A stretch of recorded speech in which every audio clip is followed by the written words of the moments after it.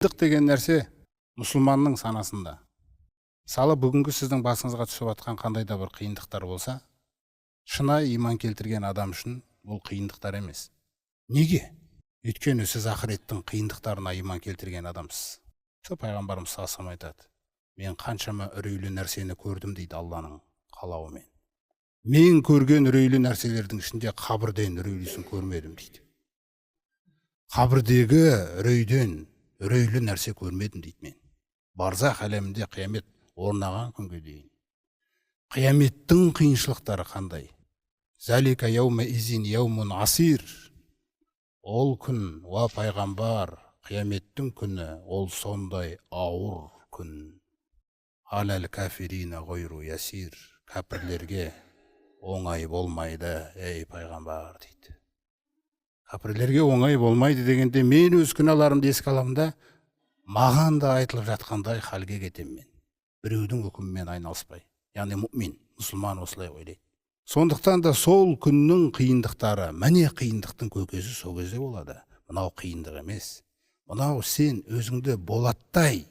Алла тағала сізді тәрбиелеп атқан кезде тәрбиесіне көнуің. Ана қамыр елеп жатқан адамның қолына көнбесе, иіні қанбайды ғой.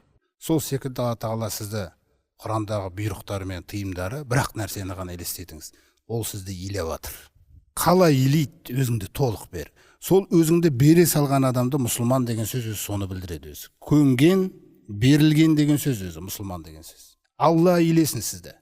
Шайтан илегенше, нәпсім илегенше, басқасы илегенше, Раббың илесін. Алла тағала сізге қиындық қаламайды. Сондықтан да жаңағы күндерді біз өтеу керекпіз. Өйткені Рамазаннан шыққаннан кейін сіз жалғызсыз. 10 күніңіз бар, қарызыңыз, мысалы дейік, сапардан ба жоқ, сырқаттаған кезде. Ол сізде 10 күннің бар екен, Алла мен сізден басқа ешкім білмейді. Сөйтіп Алла тағала сізді енді бағана өз айтқандай, бәлкім тақуалардан болатын шығарсыңдар дегендей, енді тақуалықтан басқа нәрсе жасамайды. Сондықтан жаңағыны 10 күнің бар екен деп, 10 күнін бітіріп тастасаңыз, тақуалық деген осы.